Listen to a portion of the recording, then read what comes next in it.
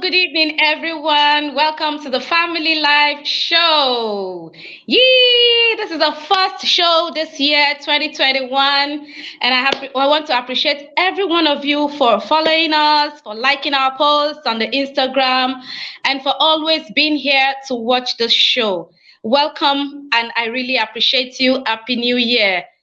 This evening, we are discussing the friendly enemy. The first show we talked about trauma, emotional trauma for children. And if you remember, we had Ronke Posh and Aameenah Yunus Ali. And we talked about the things we can do to help our young ones to cope and to adjust to the trauma that is happening around them, knowing that this trauma usually have effects in our future. And in November, we treated a topic on beyond abuse, where we have Bukola Smith and Naomi Osemedwa, and we had a very fantastic time.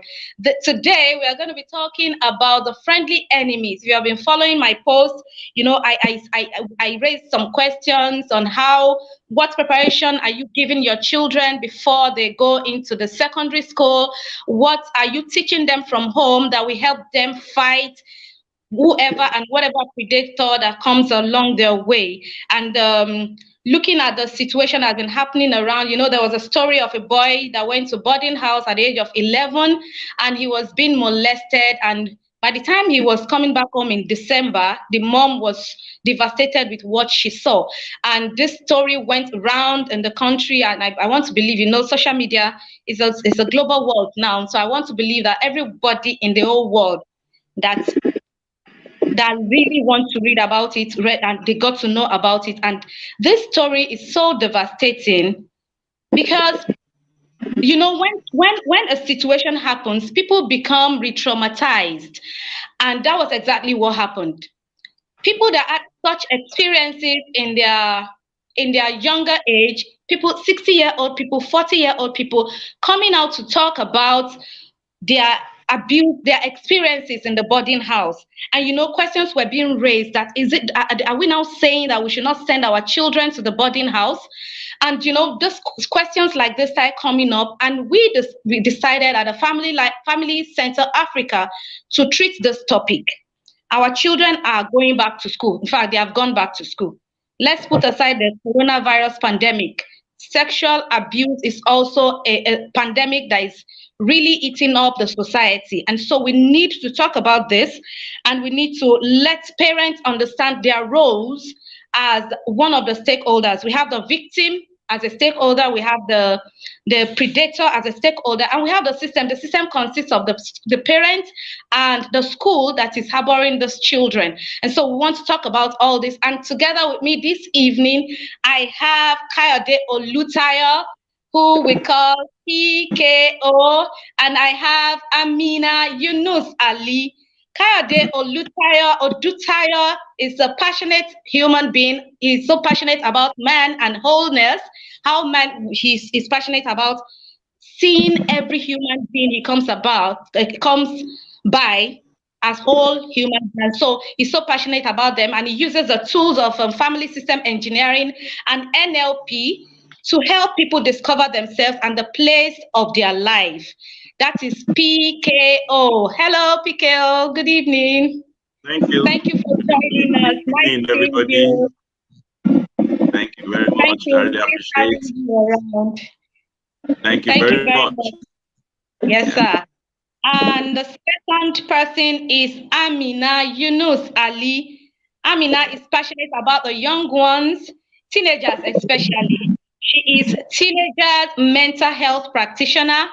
She's into helping teenagers and their families appreciate the uniqueness of pubertal changes and the challenges that comes with it.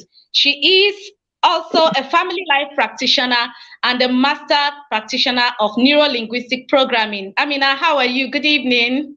Good evening, everyone. PKO, it's so nice to be here again. I'm really excited. Yes, nice to be here again, because you were one of our speakers when we had the first show where we talked about the emotional trauma for the young ones. Thank you very much. Nice having you here again, Aameenah. Okay, so I want to welcome all viewers again. I want you to know that this show is all because of you. We want a serene society. The family is the smallest unit of the society. And if the family can get it right, by the time the children get to school, the school system will be right. The society at large will be right. And that is why we are here to raise all those topics, to discuss those topics. And I want you to know that I have professional coaches in the house this evening. So I have professional family life coaches who are very passionate about what they do. And so we're going to kickstart immediately. So if I'm going to start, I want to start with Aameenah. So Aameenah, what do you think sexual abuse is? Because we should not hide what we're talking about, sexual abuse. Okay, so sexual abuse is any treatment other than what is legal, what is acceptable, that is being impaled upon another human being. Now, child sexual abuse, of course, I think one of the reasons we are here today is any treatment that goes against the essence of a child in its physical, psychological, sexual development that would hinder any of those three developments is actually an abuse. And when it becomes sexual, it has to do with the misappropriation of power or influence sexually in the lives of the child. Yeah, I like the word misappropriation of power. That is what makes it an abuse. Yes. On the children. Thank you very much. Okay, so now, do we have any age limits to sexual abuse? Not at all. In my line of work, either as a social worker or as a teen coach or a parent coach, I have seen, I've heard, I have been involved in so many cases with children as young as 6 months. So this is also that sexual predators, that just doesn't seem, there are things that don't make sense to you and I because of our own sanity, and yet we find it being popularized, being acceptable in some of those cases. Hi, Favor. Good evening. Okay, so Aameenah. So it's so overwhelming. This topic is so overwhelming, and anytime I want to talk about child sexual abuse, I look for a way to avoid it. But we have to talk about it. Looking at the issue that happened in December, the story that went around in December, and I think it's still on. This is about a JS1 student. So my question is, are we saying that this boy was not prepared before going into the boarding house? Because, like I said, child sexual abuse is becoming a pandemic.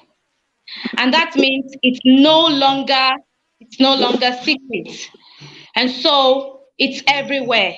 Every day we have cases of children being sexually abused. Recently, yesterday, I still saw one of the advocates, I still saw her put on her IG post that she went to the court with a certain 11-year-old girl. And so this is something that is happening every day. PKO, I want you to address that. What do you think? Are parents failing in their roles? Because I understand the fact that a 3-month-old, there's no way you can sit a 3-month-old down to say, don't let anybody touch your vagina, don't let anybody touch your private part. But what about 10-year-olds? What about 8 years olds? Personally, I think there are some things, and what age are we supposed to talk about it? I think there are some things we need to start telling our children. So parents that have not said all this, are we saying they are failed or something? What do you have to say about that, PKO? All right, thank you very much, Ebun. There's some of the things that actually we have discussed, and I'm going to give us a different perspective to this because a lot of us have this notion that we don't have to tell our children and about their private part. And some of us, if you want to call the actual name of a private part, we give different names to it, which make it vague for a child. For example, you want to call the main organ for a child, you say your totopis or your kokoro or something and all that, which are wrong notion about it. I don't know why we're all shying away from it. The truth is that the social media platform or media generally has already painted a picture to us about what sexuality is all about. Unfortunately, they are painting a very wrong picture to us. And most of our parents have allowed the community to define sex to us, define what it is. That's why I want to say that parents need to take responsibility to tell their children about their organs, tell their children about what they have. You know, we have a lot of people that are being molested because of their ignorance to it. You know, some young ladies sitting on a man's lap and all this thing because they don't know the implication and all that. So, but it's necessary that we as parents, we need to start lecturing our children from a tender age. A friend we call it an adolescent age. But before you get into that, you need to start telling them that look, this is what this represents, this is what this represents. If you have a better understanding on what this represents, then the parent now begin to educate the children from the tender age that look, come, this is what we expect you to do, and this is what we don't expect you to do. Not leaving things to chances, leaving things to the media to define it to them. The media has now diluted what it is all about, and the children are really confused. So it is the role of parent now to help give the children better orientation of what sexuality is all about. And everything starts from the home. That's how I can put it. So from tender age, from age 4, from age 3, the moment the child can understand this, you need to start explaining some things because the age that we have now, the children are very inquisitive. Give them the right answer and then give them perspective to it, and it will help them with their sexuality. Thank you. Thank you, PKO. I like the perspective through which you came in, saying that most parents shy away from this topic. They are not using the right words to call the private part. And they see it as if they should wait to a certain age before introducing the children into it. And that is just the truth. I want to ask this question. PK, I also know that most of the parents that send their children to the boarding house, it's because they don't really have time. And so they believe that these children are better when they're in the boarding house. They are okay. They give them food when they need to give them food. They can read. They don't have to go through the rigor of the traffic to say they close from school before they get home, their assignments and all. And these are part of the reasons why they take them to the boarding house, which silently means that they're trying to avoid that thing, training the children. And I'm sorry to say, it might be too direct, like Ponkeposh would say, let's say it as it is.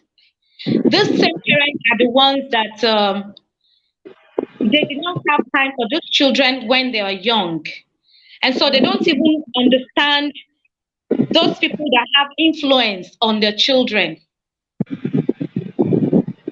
And so that means there are some people that have influence on the children, and the parents are supposed to be the first influence on the children. Aameenah, can you please explain to us, can you please take us through How do we prepare our children for secondary school? We have the intention of taking our children to the boarding house. How do we prepare them for for secondary school life? Okay, so I'm going to start with the point that PKO said about us avoiding the truth and, Okay. um, actually labeling certain sexual organs with the children. But I'm also going to say that, you see, the bulk of this problem is not necessarily with the parents alone. Some parents do try. They try to sexually educate their children. They try to use the right words, the appropriate words with the children. But you see, it's also about understanding the mental readiness of the child.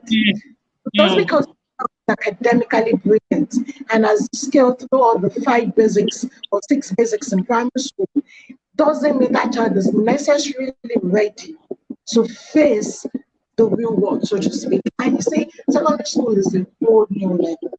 The way you're in primary school, even the way the teachers treat you tend to make you feel like a child. But immediately you get into secondary school, there's a certain level of psychological expectations that the society puts on you, which most children are not even ready for. So this is the point where I tell you that adolescence is not just about age. Adolescence doesn't start at the age of 13. Adolescence doesn't mean because a child is in secondary school, that child is actually an adolescent. Adolescent is the mental psychological readiness that and societal expectations that we have given children at a particular age. So a child of 15 in Nigeria is not allowed to drive. Meanwhile, in Canada or in some other countries, that same child can be allowed to begin to learn how to drive. That is the societal expectation of an adolescent, so to speak. So the mental readiness that society has already begun to pressurize the family upon, or to kind of make the family get ready to notice that, okay, your child is growing, is different in different spheres of life. So these are the things that you need to begin to watch for your child, even in Nigeria.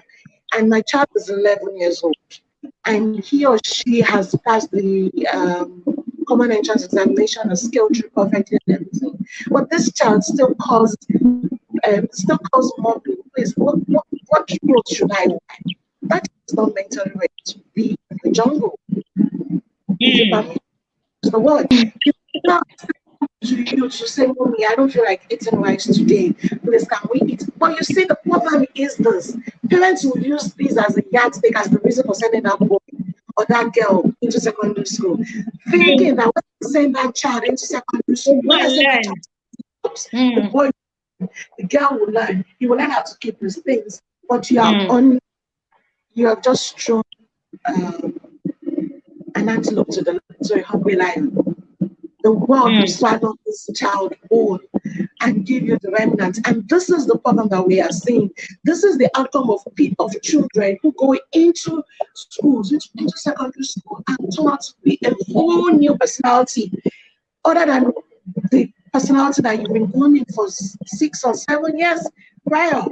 Because basically, the influences, the connection that they need at this time that they are transiting into adolescence, into teenagehood, that connection should first and foremost be influenced by the parents. But the parents are not there. You are busy at work, and then even if you are not at work, at home, the only thing you're worried about is how academically ready is my child. Because of translate academics to success. What about the psychological readiness? What about the fact that a lot of these children are still yearning to understand why am I here? And then you throw them to places where they don't even know where they're fitting. And they will do anything to belong. Because at the age of adolescence, at the prime of adolescence, the basic concept is belonging to somewhere. So if I don't belong at home, I should definitely belong in school. And if I belong in school, what is the most popular culture, the pop culture in that school? What is acceptable? What will make me fit in? What will make me feel seen? What will make me feel secure? And this is where the issue of peer pressure comes in, the issue of peer influence comes in. So you look at it and then you wonder, after all, there are adults in the schools. Can they see But you see, these adults that are in the school are trained for academics. Some of these adults that are even handling the hostels are trained to watch over children, not teenagers. They do not have the requisite training to handle teenagers. The teenage brain is a different entirety on its own, because the prefrontal cortex that actually makes you and I make the rational decision is the least developed part of the brain for teenagers. And this is when every hormone that we battle with as adults is surged through their system as teenagers. And they are wondering, how do I handle this? Their friend betrays, they feel angry, they don't know how to channel this anger, they turn it into a war zone. And then you wonder, this is not the child I raised, this is not the child I went into the school. But because the people around him, the adults around him, are not even trained to help him channel his emotion, to help him understand his emotion. And then there are different people, if I'm coming from a broken home, I'm coming from a well-adjusted family, we meet together in school, and everybody is just in the school. And we just got to do it. It's a jungle, you just have to do it in school. And have to in a place where you can be seen, you can be heard, you can connect to anybody. Thank you, Aameenah. I remembered Praise Forward will always say that primary school, just like you started with, primary school is different from secondary school. By the time the child gets to secondary school, it is always like, so this is not primary school. You have different teachers taking different subjects. That alone is destabilizing the child already.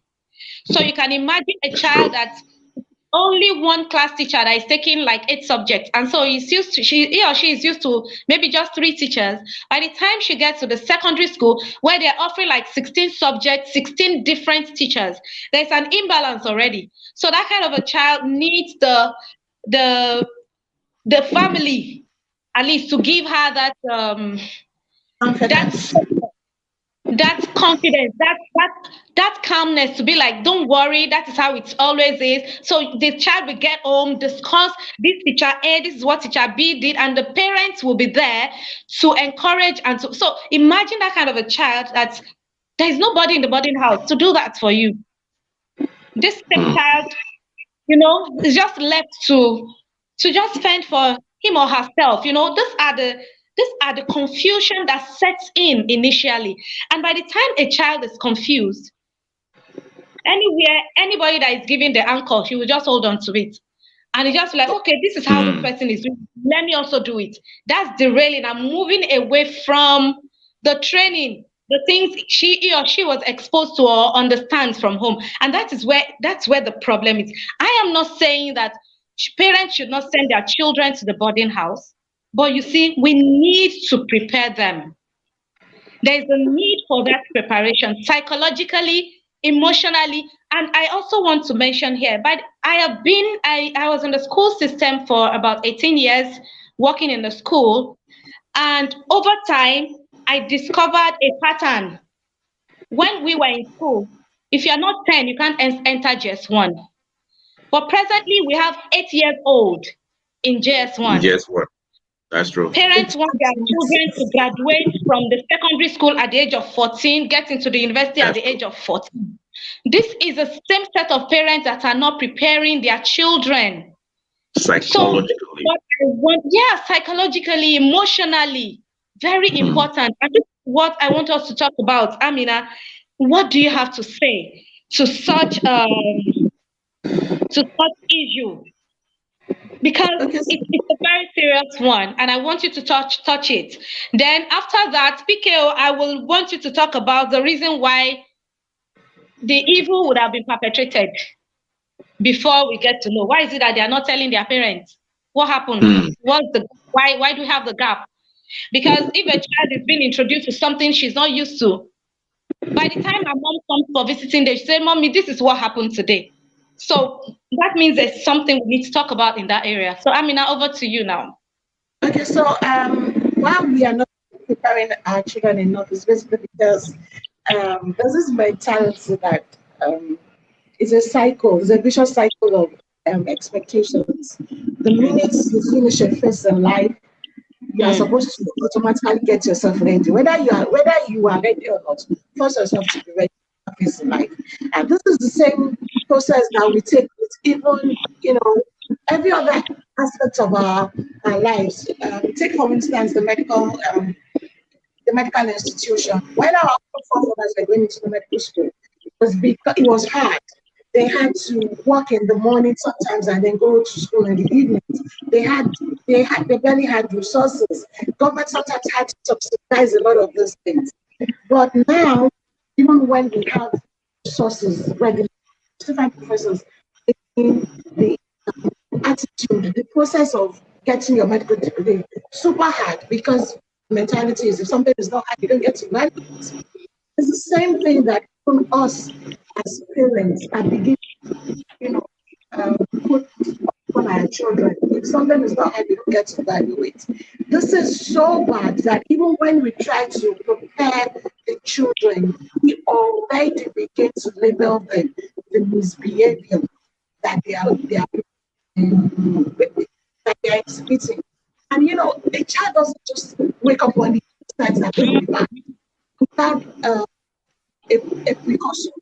There is a reason for everybody in the setting. So for a child, their normal process of development is to try, is to explore, is to want to know.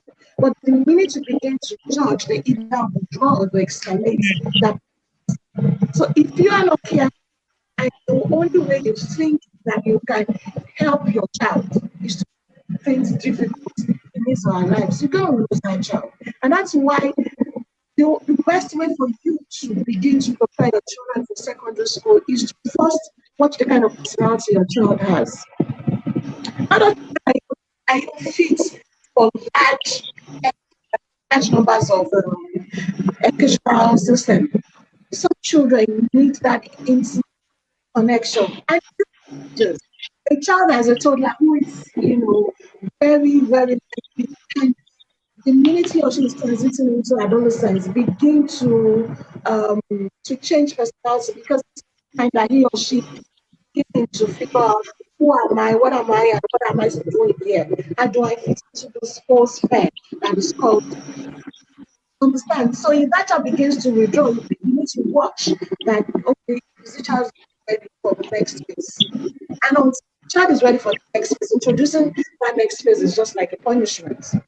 So sending your child to secondary school, even though he or she is like, oh yes, I get all our children to school. Well, here is the point. At the expense of what? The humanity. Isn't this why we have a lot of angry adults out there? Isn't this the reason we have a lot of domestic violence that is being recycled from generation to generation to generation? Because this way parents. Isn't this the way we have sexual orientation being transmitted basically because the child was abused at a young age of 11? He believes that's the way to sexual pleasure, and he goes on to adopt that into his or her own life. You've got to know your child first. Nobody can do that job for you. Not even us. Because a child, children are so perfect at camouflaging. They want to fit in, so they're going to camouflage themselves. But if you're good at studying your child, you've got that degree, you've done the work, making that child into this one, because into trying to connect and understand this child. And that is the way. Some clients of mine I had advice, they said, okay, you know what? Even if you want your child to proceed into secondary school, why not try a gap year? If you can't afford a gap, let's try homeschooling. Get a private teacher. The child doesn't miss out academically, but until the child is going to go into secondary school, to go into the next phase, into meeting all the seniors, don't expose the child to it. Because their mental readiness will impact even the success that we are at eventually. So that's why it's very important for us to take note of, understanding our child's personality. That's the foremost and the most important part of all this. Thereafter comes, of course, all the education, sexual education, orientation, meeting new people, even counseling. Doesn't mean that you're asking your child to see a counselor or a therapist doesn't have to be when that child is in trouble. There is something called teen transition therapy.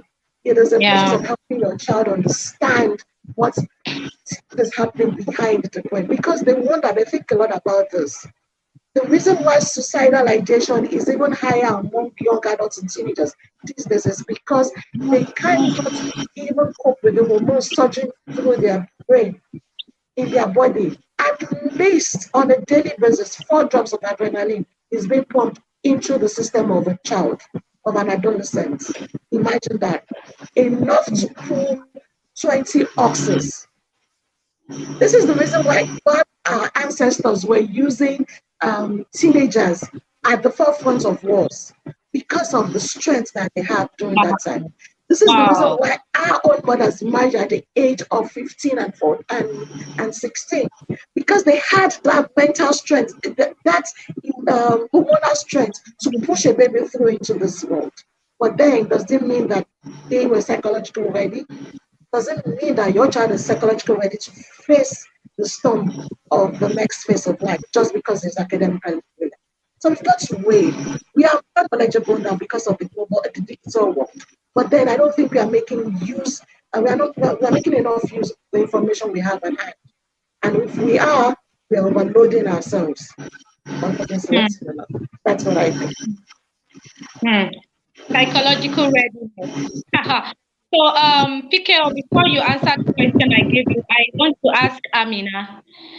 Aameenah, I hope you can hear me. Okay, I can Yes. barely hear you. Your voice is gone. But we Okay, so can you go on, Aameenah, are you there? and Okay, I can hear you. All right. So, Aameenah, from what you have said now, I want to raise a question. The predator, for example, the boarding school experience that we had, the story we had in December, the senior students that were abusing this boy, they were once junior. They Absolutely. were once juniors too, right? Yeah. This would say that for every predator, there were, there were babies that were given birth to. That beautiful baby boy at some point. So what happened? What came over them? What do you think? This What do you have to say this is the about that? psychology. This is the psychology of being a predator yourself. You understand? Okay, so if this and just boils down to fitting in once again. The fact Mm. is, if something was done to me while I was in GS1, the minute I get into GS3 or SS1, for me to feel like I have arrived, for me to feel like I have overcome, I have to do the same thing to the next person below me. So I give you an example. Why I also went to a boarding house, and this is why I would say that all boarding houses are bad. Okay, because I know people who we went into boarding house together. They went through the whole process of boarding school, and they are thriving. They are okay. I may not know the entire story, but I know that they were okay. But I went to boarding house fresh as a spindle, and I got into boarding house, and then within 2 months, I was told that, okay, well, because you're a very brilliant girl, and we don't want you to be distracted, so we're going to introduce you to a guy who we are going to go steady with. Okay, that was the word that was used. I was like, okay, what does steady mean? And they're like, everybody around me were going steady with one person or the other, and I was like, oh, okay. Now this guy that I was introduced to, this boy, also, was just a year older than me in secondary school, was actually also, it was just like, okay, so he was going to be your study companion and then your boyfriend. And I'm like, okay, boyfriend. Everybody around me was doing it. Okay, that was the way life was. But I wasn't told anything at all. I didn't know that that was something that was going to be introduced to me. I wasn't prepared for it. But this is it. This is the life that a lot of our children are going through. So many of us, my own age, that went into boarding school, that went through boarding schools and were abused or were maltreated, they don't come out and tell you that this is what happened to me in boarding school. We think that is the culture, and we accept it as stay as the culture. So a child who is molested in JS1 and goes on to become a senior prefect in that same school has automatically adopted, has been adopted or initiated into the culture of sin and molestation is an okay.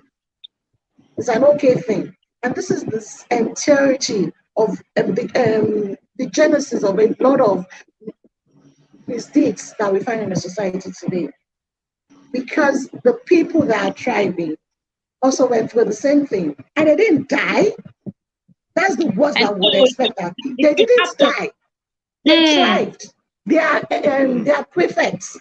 They are scholars. They begin to own conglomerates. They survived. They didn't just survive, even they thrived. And they are here now. So why can't you do the same thing? Why do you have to go and run to mommy? Why do you have to tell mommy in the first instance? Why can't you just keep your mouth shut? So over to you, PQ. I'm sure you can take it from here. Okay, yeah, thank you very much, Aameenah. You just actually said my mind as regard this. I have three kids. I call them kids. They're now young adults. They are all teenagers now, and the eldest, the two of them are in university. The last one is SS2, thereabout, and she's a lady. Now, one of the things, like if I go back to the questions as regard the victim, the incident that happened in one of the schools like that, we have three set of people that cause all this. We have the victim, the victim, understand the psychology of the victim and the predator, and then the system. It's very, very important that we look at all these three things, and when people like somebody that is a victim, there are other psychology around it, the actions and the reactions also really spelled out. Now, if a child goes to school, some of the things that every child will want as it is identity. They want to have a sense of belonging, and you see them, like always say that my children went to boarding school and day school also.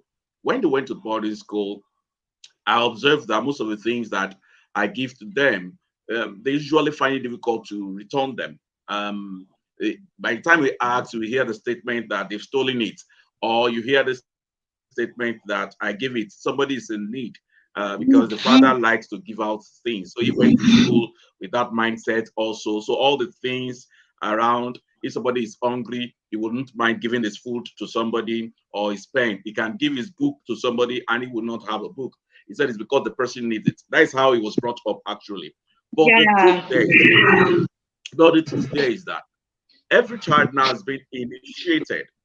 The moment you get into the school, you just see that you are being initiated to one thing and the other. That this victim now, this particular person was initiated. And the truth there is that they might have told him that if you tell any other person, this is what will happen. And this because this person wants a sense of belonging, which in quote, the system could not give, which I will go back to the system. The system has to do with either the school or the parent, the house, the home itself, the home front itself. We parents are very busy and we use our business as excuse. We're no longer there. That's why most of our children, back to that question, will not want to come home and share their own secrets with us. Why? Because we don't care. We sometimes we formed busy.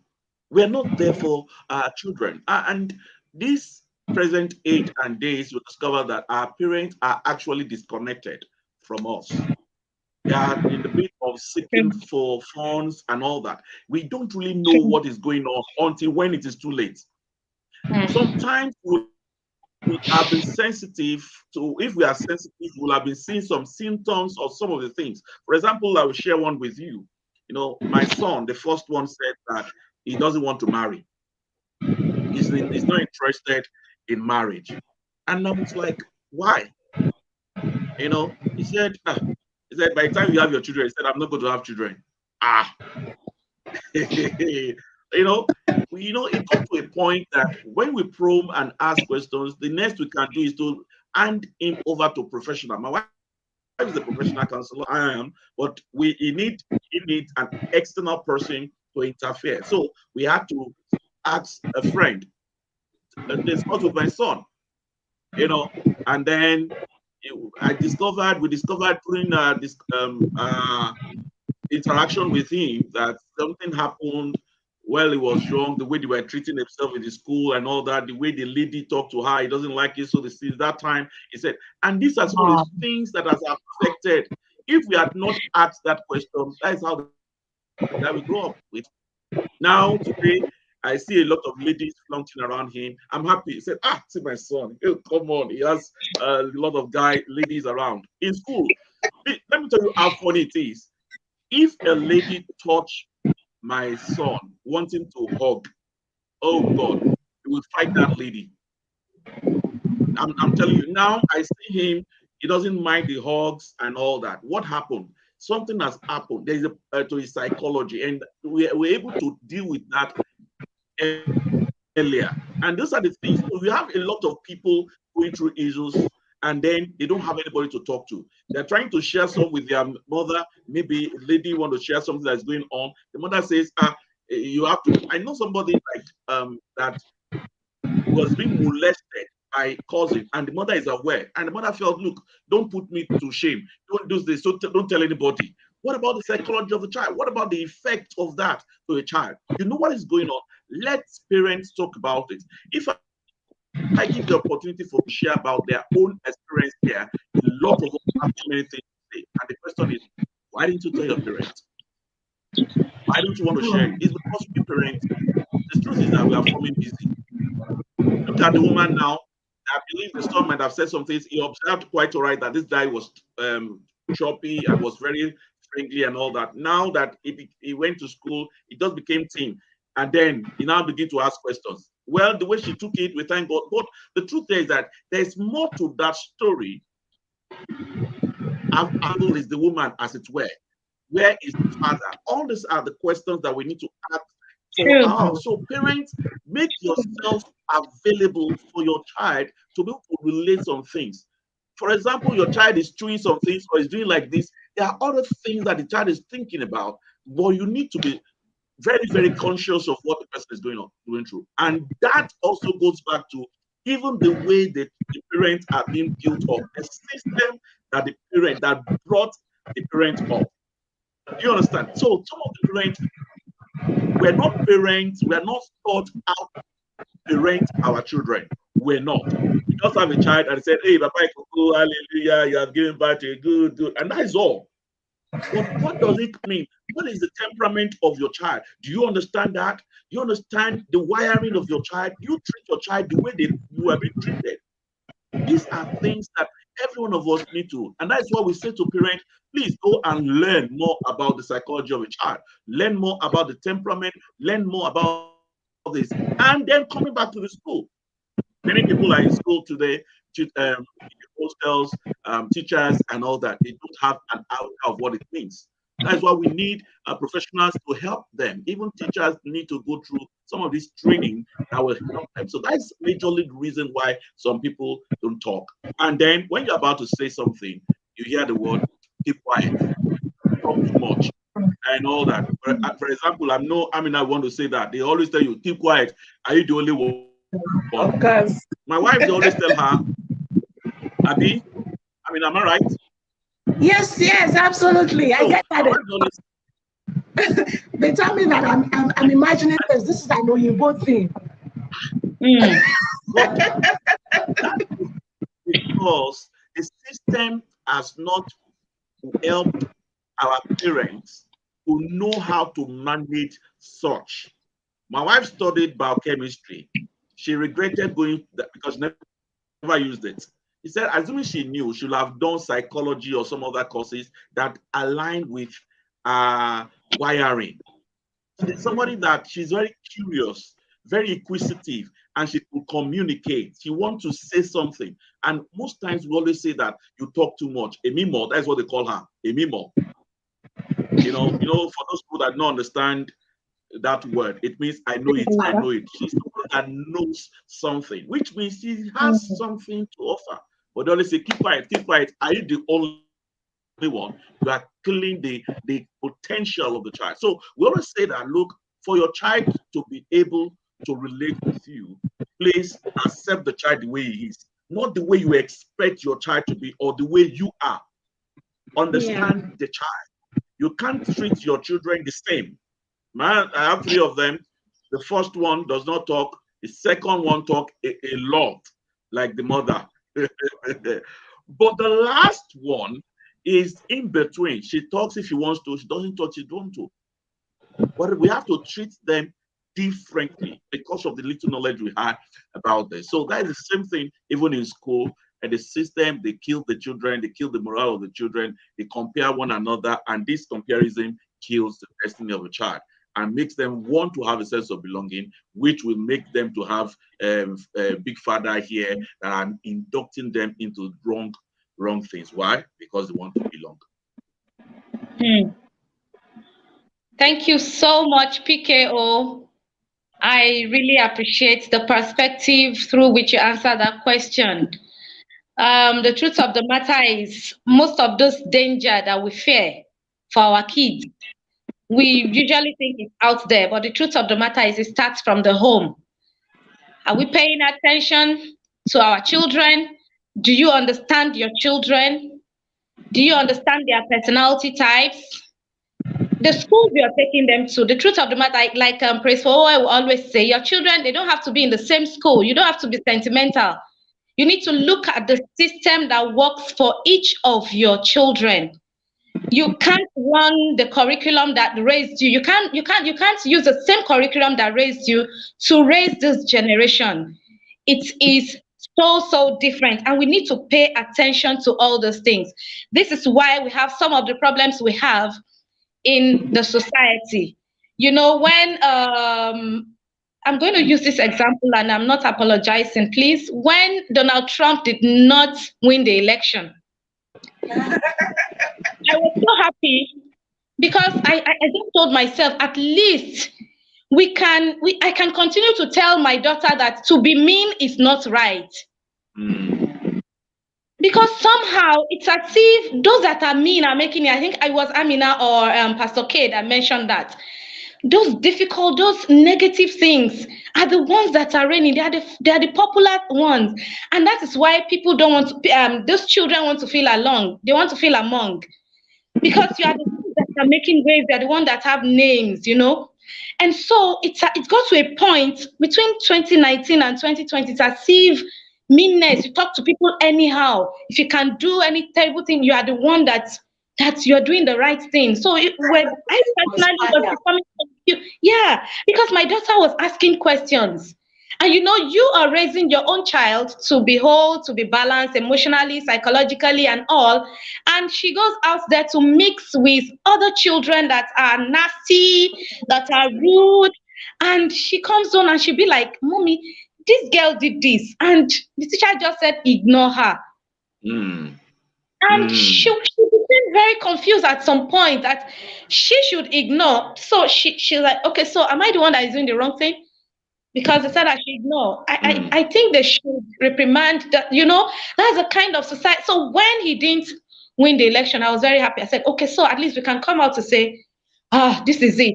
And for Kamala Harris, you know, she's a dreamer and all. So we can preach the fact that, okay, so if you have a positive dream, you can be like this eventually. The journey might be rough, but you will arrive at a good destination, you know. So all these things parents need to pay attention to. I mean, I also mentioned that, you know, some of us, we even send our children to the boarding house because he does not know how to wash clothes. So you will go and learn. That was the reason I was sent to boarding house, you know, because I'm the last born of my family, and everybody thought I was spoiled. So you don't know how to wash clothes. Yeah, because I was mommy's girl. Mommy was always doing everything to me. Like, when you get to school, and I got to school, not only was my asthma bad, I got injuries all over and everything. I knew that first year, I'm not principal since I was secondary school, by the way. So you can imagine the kind of impact it had in my life. So that is, you know, those are things that parents think is positive, but really we are undeniably and unconsciously destroying our children's self-esteem. A lot of children will go into school believing that this thing that my mom did, and because we are meaning making machines, God help me. You see, I worked with a teenager recently who all the relationships in her lives, all the couple relationships in her life, male, female, her mom, her elder sister, her uncles, all her aunts, all the male female relationships in her lives were all bad. Guess what the meaning she made out of this? The only relationship that can work is a female female relationship. Mm. Mm. So you can see the depth. You So can see the depth of that. that just, and this girl goes up and then comes up with a female wife, for instance, and then you start going and say, oh no, it is the demon that is chasing, not demon is chasing any Thank you. child. Yeah. Thank you for It is raising that. us. It is us that are the demons in the house who are not paying attention, giving them positive meanings to chase. We are the ones that are not doing our work. You see, anybody has biological power to reproduce, but not everybody has that psychological mentality to parent. Parenting is a hard, necessary work. I'm sorry to use the word hard, but we made it hard because we've refused to pay attention. We've refused. We can change from using a 500-pound computer to using a 20-pound laptop, but we refuse to change our mentality of slavery from 1913 to 2021 because we refuse to grow psychologically. And if as parents we still believe that the only way for a child to grow is through hardship, then shouldn't we wonder why the world is the way it is? Why should we even why the world is the way it is? It is our job. So that's why I wouldn't advise, that Praise Forward did something. You focus on parenting some time ago, parenting box and all that. A lot of people need to teachers. They need to send teachers to this kind of training to help them understand the orientation of. So because the issue we have everything in this nation and everything, it just does start from the home. That is the truth. Because we don't know how to parent. We want to parent our children the way we are parented. For example, my father tends to be we call him a disciplinarian, in quote.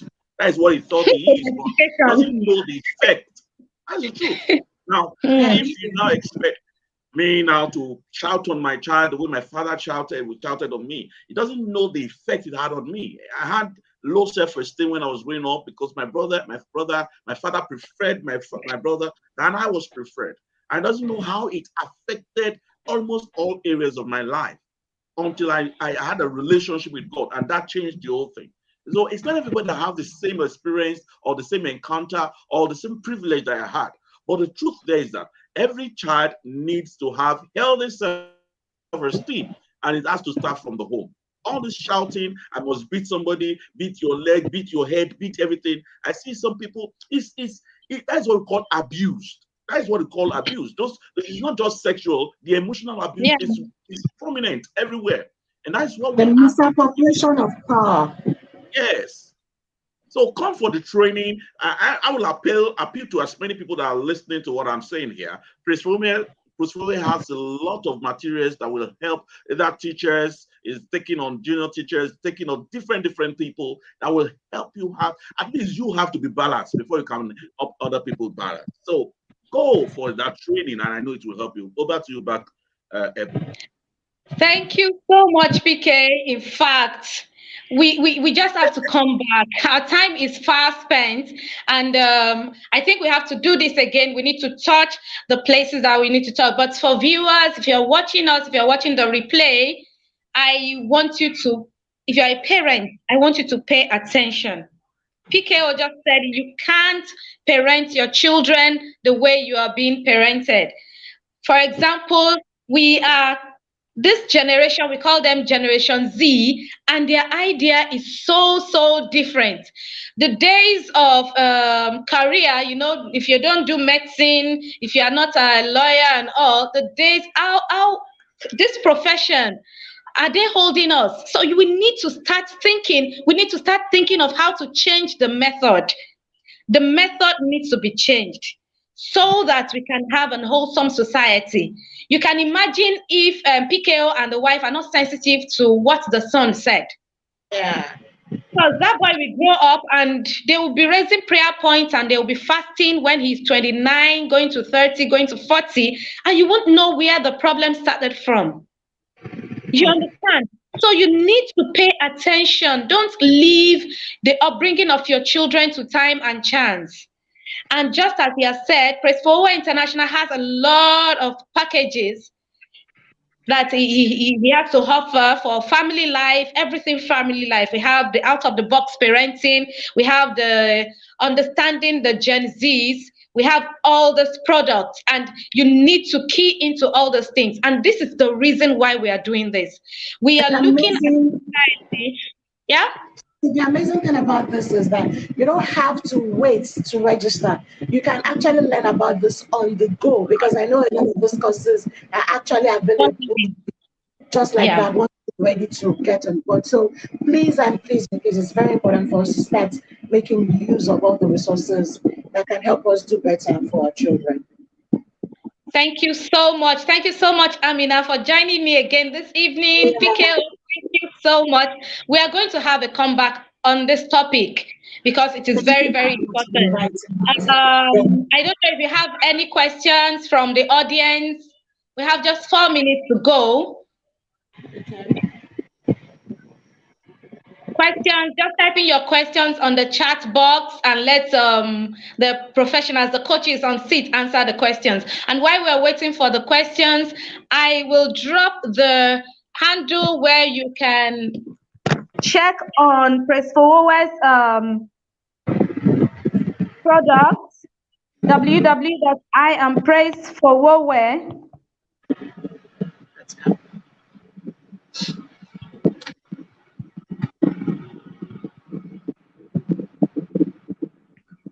So you can log on to www.iampraisforward.com for counseling. We're also open to counseling. We have a lot of professional counselors on ground to assist, to answer your questions, to take you through therapy. We all don't know.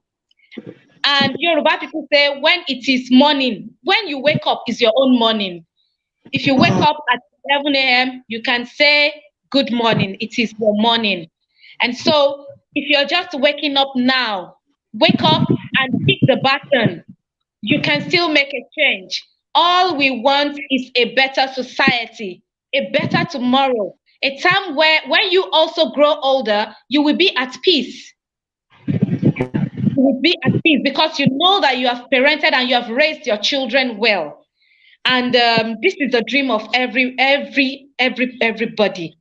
Thank you so much again, Aameenah and PKO. I can see a question on the dashboard. That person is asking, we should give advice to single parents.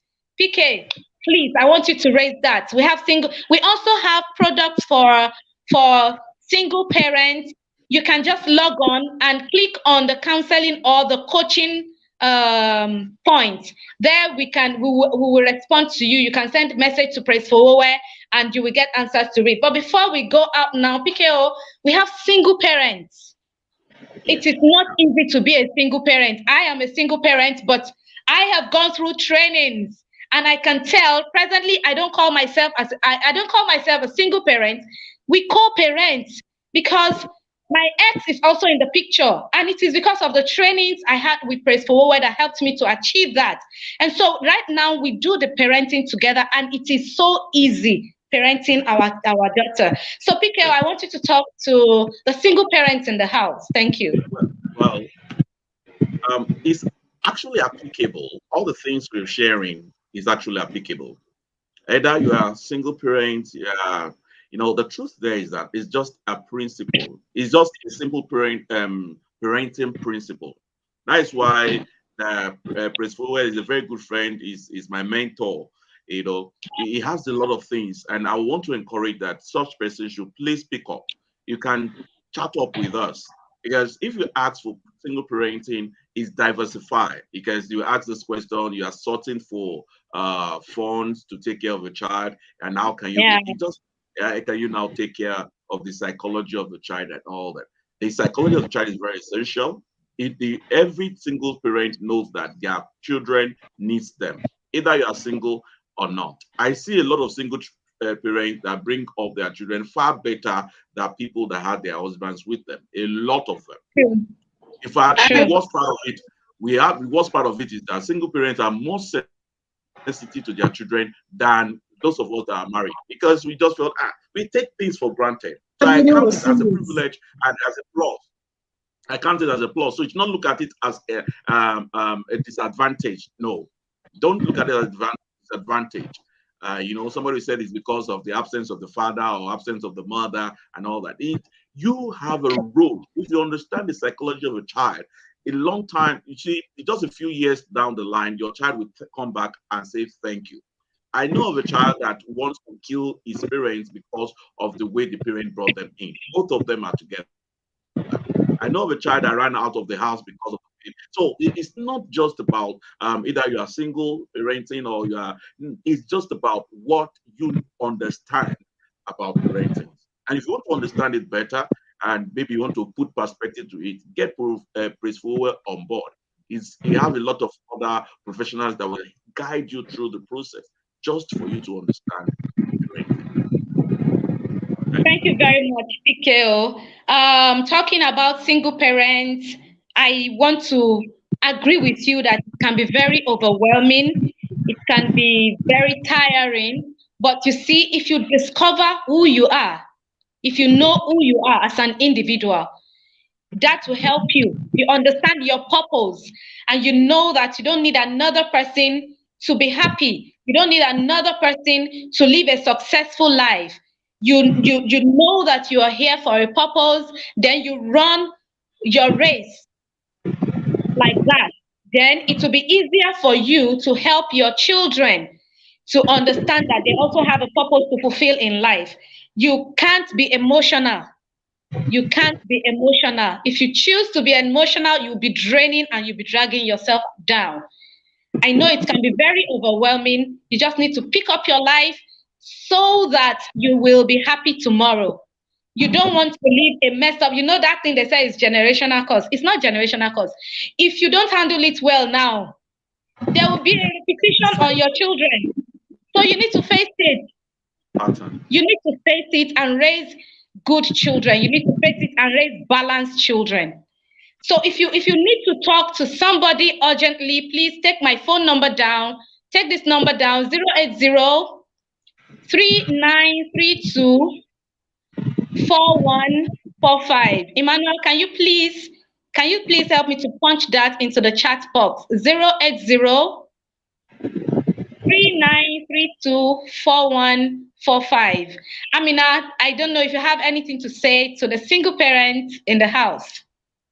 Well, nothing much beyond what has been said. I know a question just popped up on the dashboard asking about when a child bottles up too much and is angry, there is a precursor that is happening there. So that's what I want to address. There's a precursor, there's something going on with that child he or she has not been able to express and resolve fully. One of the things you need to do is to try first being the therapist with your child. And the best way to do that is to connect.